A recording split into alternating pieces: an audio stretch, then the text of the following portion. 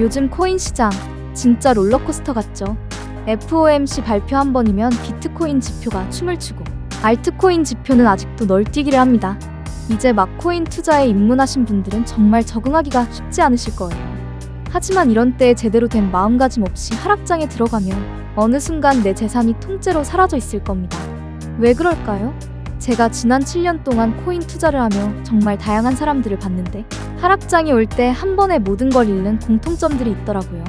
오늘은 그 경험을 토대로 하락장에서 초보 코인 투자자가 절대 하면 안 되는 것들을 정리해 드리려고 합니다. 바로 시작하겠습니다. 첫 번째, 하락을 맞춘 사람을 맹신하는 행동입니다. 하락이 시작되면 꼭 그런 사람들이 나타납니다. 이번 폭락을 정확히 예측했다면서 숏으로 큰 돈을 벌었다고 자랑하는 분들 있죠. 의지할 곳이 필요한 하락장에서 그런 콘텐츠를 보면 정말 혹하게 됩니다. 남들은 손실인데 혼자만 수익인 것처럼 보이니? 그래, 저 사람 말 한번 따라가 볼까라는 생각이 들죠. 좀 민망하지만 예전에 제가 그랬습니다. 2018년에 한 커뮤니티에서 비트코인이 300만 원까지 내려갈 거라고 주장하던 사람이 있었어요. 그때 비트코인 가격이 한 2천만 원 중반대까지 올라 있었을 겁니다. 그리고 시간이 흐르니 정말 그 말이 맞아떨어졌죠. 실제로 이후 300만 원 부근까지 빠졌습니다. 그러자 커뮤니티 사람들 모두가 그분을 거의 신앙처럼 여기며 모든 전망을 따라하기 시작했어요. 그런데 시간이 흐른 뒤 결과는 어땠을까요? 이후 한두 번은 적중했지만 정작 중요한 예측들은 대부분 빗나갔고 결국 큰 손실로 이어졌습니다. 내 기준 없이 남의 말만 듣고 투자한 게 치명적이었죠. 오늘 맞춘 사람이 내일은 틀릴 수 있고 어제 틀린 사람이 오늘은 맞출 수도 있는 게 이 시장입니다. 결국 시간이 걸리더라도 나만의 관점을 세우는 게 핵심입니다. 두 번째, 이 돈으로 뭐뭐를 살 수 있었는데 라는 후회입니다. 예를 들어 누군가가 이더리움에 500만 원을 넣었는데 그게 1천만 원까지 올랐다고 해보죠. 그리고 하락장을 만나 200만 원까지 내려왔다면 이런 생각이 들 겁니다. 고점에 팔았으면 그 시계를 바꿨을 텐데. 그때 팔았다면 그 돈으로 여행을 갔을 텐데 같은 생각이요. 실제로 제가 아는 분 중에 루나라는 코인으로 큰 수익을 냈다가 루나 사태 이후 억 단위 손실을 본 분이 있습니다. 그 뒤로 고점에서의 수익 경험에 사로잡혀 있다 보니 해보지 않았던 선물 거래까지 손을 댔고요. 결국 원금까지 모두 날렸다는 소식을 들었습니다. 그 잠깐의 아쉬움이 판단을 흐려 손실을 키운 사례였어요. 세 번째, 적립식 투자를 멈추는 겁니다. 코인이 더 떨어질 것 같은데 당분간은 적립을 멈출까라는 생각, 사람이면 누구나 하게 되죠. 개인적으로도 주변에서 가장 자주 받는 질문 중 하나입니다. 그런데 이런 질문을 하시던 분들에게는 보통 일정한 패턴이 있습니다. 떨어질 때는 적립을 끊고 다시 오르기 시작하면 비싼 가격에 재진입해요. 이전 회사 동료 한 분이 2021년 중반부터 매달 비트코인을 50만 원씩 적립하셨습니다. 그때는 계속 오르는 장이었으니 기쁜 마음으로 사셨겠죠. 그런데 2022년 하락장이 시작되자 지금은 너무 불안한데라며 적립식 매수를 멈추셨어요. 그러다가 2024년 초에 다시 연락이 와서 다시 적립식 시작하려는데 지금 시장 괜찮냐고 물으시더라고요. 당시엔 이미 그분의 적립 평단보다 훨씬 높은 가격이었습니다. 그때도 나쁘지 않은 시점이긴 했지만 꾸준히 적립을 이어가셨다면 오히려 하락장에서 더 큰 기회를 잡으셨을 텐데 공포 때문에 그 기회를 놓친 사례였죠. 네 번째, 공포를 부추기는 뉴스와 콘텐츠에 빠지는 것입니다. 하락장이 오면 온갖 부정적인 소식들이 넘쳐납니다. 비트코인 다시 1천만 원 간다. 이번엔 정말 끝났다. 암호화폐 시장 완전 붕괴 같은 자극적인 제목들이 계속 올라오죠. 문제는 이런 걸 계속 보다 보면 정말 그럴듯하게 느껴진다는 겁니다.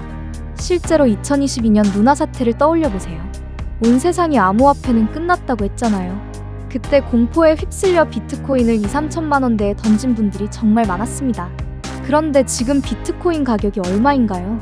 공포 콘텐츠의 진짜 위험은 패닉셀을 유도한다는 겁니다. 더 떨어지기 전에 팔자라는 생각이 가장 좋지 않은 타이밍에 매도를 부릅니다. 저도 초보 시절엔 그랬습니다.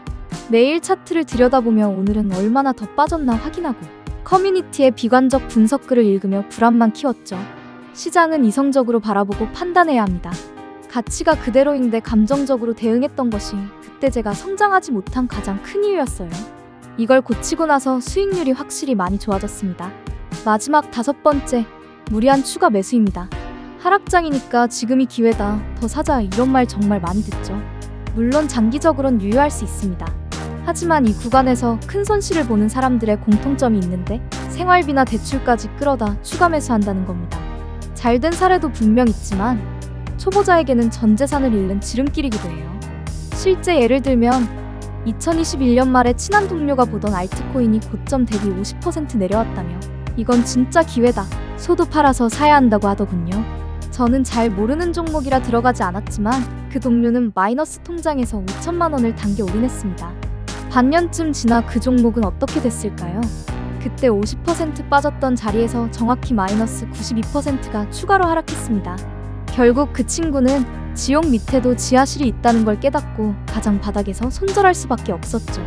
무리한 추가 매수가 위험한 이유는 하락장이 생각보다 길어질 수 있고 생활비 압박 때문에 최악의 타이밍에 팔게 되며 심리적 스트레스가 커져 올바른 판단이 어려워지기 때문입니다. 게다가 종목 분석 자체가 잘못됐던 거라면 손실 기간만 늘리고 피해 폭만 커질 수 있어요. 여기까지 들으셨다면 이런 생각이 드실 겁니다. 그래, 하지 말아야 할 건 알겠어. 그럼 도대체 어떻게 해야 하지? 여기까지 시청해주신 분들께 감사의 마음으로 제가 가까운 지인들에게만 말해주던 3가지 방법을 알려드리겠습니다. 그 전에 제가 여러분들을 위해 한 가지 준비한 것이 있는데요. 지금 제 영상을 봐주시는 분들은 아마 대부분 코인 투자가 처음이거나 코인 투자를 한 지는 오래됐지만 자꾸 손실만 보시는 분들일 겁니다. 아쉽게도 이런 분들의 공통점은 본인만의 기준이 없거나 기준이 있어도 그 기준을 스스로 잘 지키지 못한다는 것인데요. 제가 이러한 시청자분들을 위해 이 공부용 코인을 하나 준비했습니다. 이 공부용 코인은 실제로 업비트와 빗썸뿐만 아니라 바이낸스나 바이비트 같은 세계적인 거래소에도 상장되어 있는 실제 코인인데요.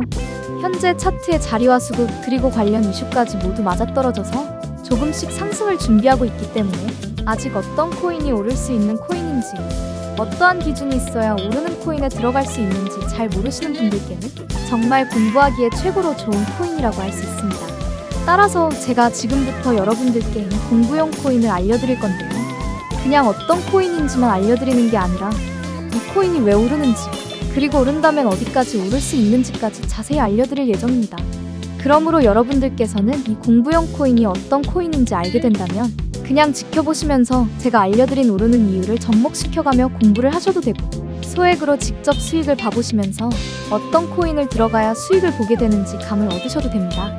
다만 주의하셔야 할 점은 여러분들은 아직 코린이 혹은 기준이 제대로 잡히지 않은 상태이시기 때문에 이번 공부용 코인으로 수익을 냈다고 자신감에 차올라서 고액으로 다음 코인에 몰빵을 하는 그런 위험한 행동은 절대로 하지 마셔야 합니다. 제가 알려드린 공부용 코인으로 제대로 공부하신 다음에 그 후로도 소액으로 조금씩 기준을 잡는 매매를 하시다가 어느 정도 기준이 제대로 잡혔을 때 조금씩 매매 금액을 올리셔야 합니다. 그렇지 않고 자신감에 차올라서 다음 코인에 고액으로 몰빵을 해버리게 되면 기준이 제대로 잡히지 않아서 결국엔 큰 손실로 이어지게 될 것이 분명하기 때문입니다. 아시겠죠? 이건 제가 직접 겪어봐서 아는 겁니다. 자, 그럼 지금부터 제가 이 공부용 코인이 어떤 코인인지 그리고 왜 이 코인이 오를 수밖에 없는지 자세히 알려드리도록 하겠습니다. 다만 제가 이 영상에서 이 공부용 코인을 공개하게 되면 혹시라도 이 영상이 퍼질 경우 여러 큰손들의 시세 조작이 들어올 수도 있기 때문에 정말로 이 공부용 코인으로 수익을 내보면서 제대로 코인 공부를 해보고 싶은 분들께만 드릴 수 있도록 제가 따로 설명란에다가 구글 폼을 하나 달아놓도록 하겠습니다. 따라서 정말로 공부용 코인으로 수익을 내보며 공부를 하고 싶으신 분들께서는 이 구글 폼을 눌러서 들어가 보시면 이러한 창이 뜨는데 여기에 보시면 공부용 코인 받기가 있죠? 이걸 체크를 하신 다음에 제가 공부용 코인이 어떤 코인인지와 그 코인이 왜 오르는지 설명한 것을 드릴 수 있게 연락처를 자세히 적어주시기 바랍니다. 그리고 나서 제출을 눌러주시면 저에게 이 구글 폼이 날아오게 되는데 제가 이 구글 폼을 받자마자 보내주신 연락처로 공부용 코인과 그 코인이 왜 오르는지 자세히 설명드리도록 하겠습니다. 그러면 여러분들께서는 제가 알려드린 공부용 코인으로 아까 말씀드렸던 것처럼 그냥 지켜보면서 혹은 소액으로 조금씩 수익을 내보면서 열심히 공부를 해 앞으로는 혼자서도 코인 매매를 잘 알 수 있도록 실력을 기르시기 바랍니다.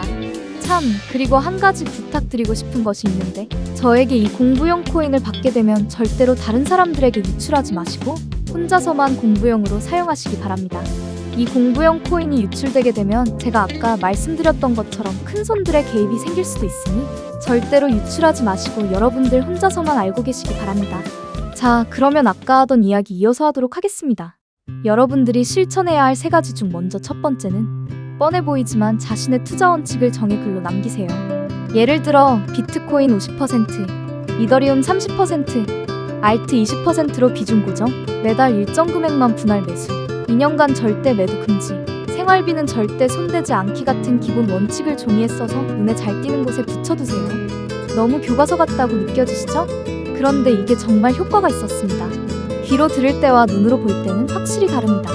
자주 보이다 보니 흔들릴 때마다 다시 마음을 다잡을 수 있었어요. 저도 지금 모니터에 포스트잇으로 제 원칙을 붙여두고 있습니다. 항상 되새기다 보니 하락장에서 큰 도움이 됩니다.